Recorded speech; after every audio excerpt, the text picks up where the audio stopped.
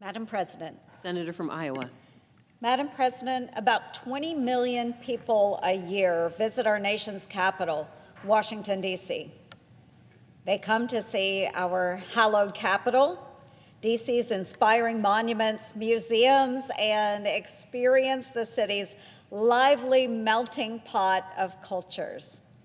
As we've seen across many major cities in our country, bad policymaking has turned a once vibrant city into a scarcely recognizable shadow of its former self. The D.C. Council is throwing gas on the fire through its woke criminal policies, which will embolden criminals and victimize residents and visitors alike. We are seeing a staggering increase in crime. The stats speak for themselves.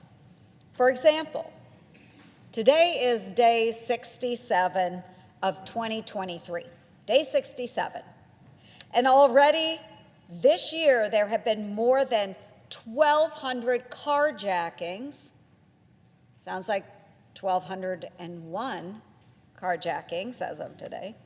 422 robberies, and a murder happening every 2 days. Day 67, folks.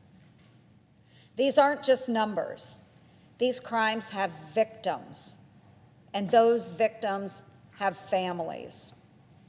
The sad reality is no one is off limits to criminals running rampant in our capital.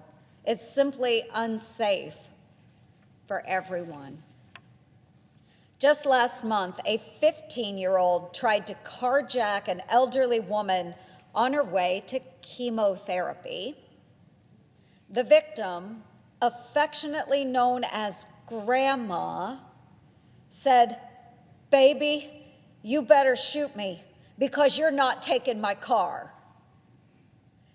Elsewhere, 2 children, aged 6 and 9, were shot while getting off a city bus. Children that were just coming home from school. Again, the very evening, D.C.'s mayor threatened to veto the council's ill-conceived crime bill. An 8-year-old was shot by a stray bullet.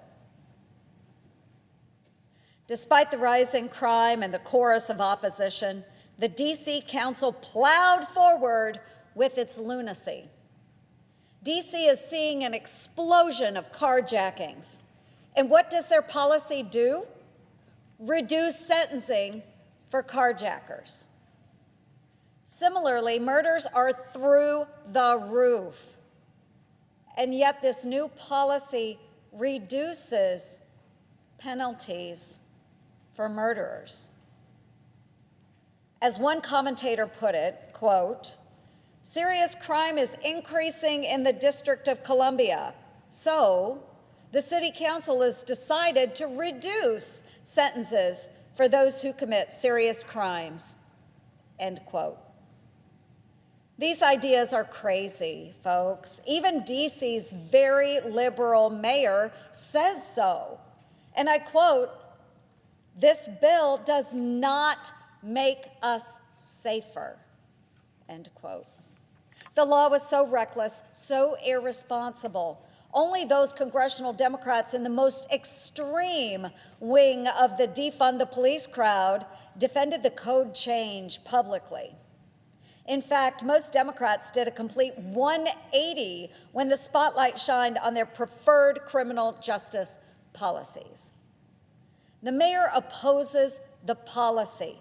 The D.C. police chief opposes it.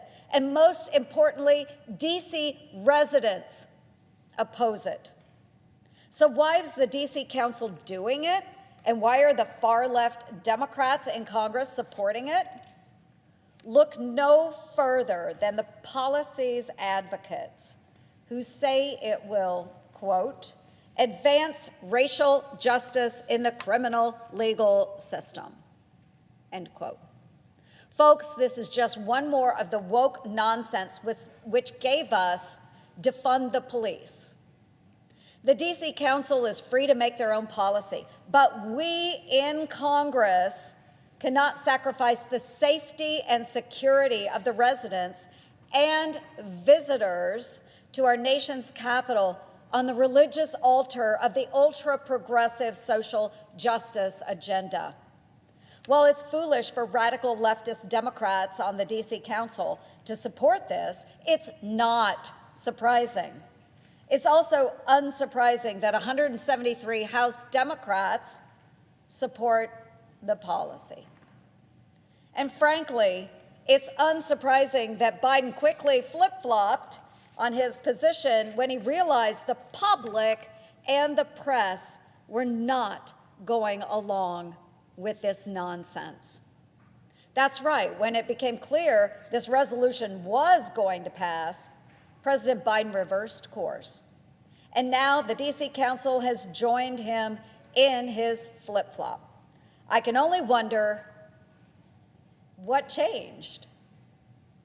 Was it the shootout a few short blocks from the Capitol, or maybe it was the assault on a member of Congress just 3 days after President Biden issued a formal statement supporting DC's law? Whatever the reason, his flip-flop is a welcome surprise to those of us with common sense.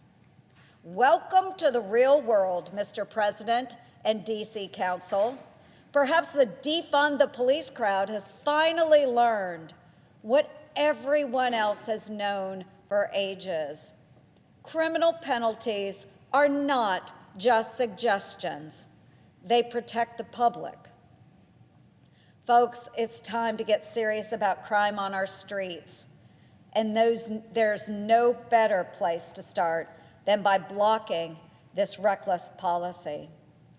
I'm proud to join my colleagues in supporting this resolution because, to paraphrase one of my House colleagues, this policy ain't it. So my thanks, Senator Haggerty, for your leadership on this resolution. And with that, Madam Chair, I yield the floor.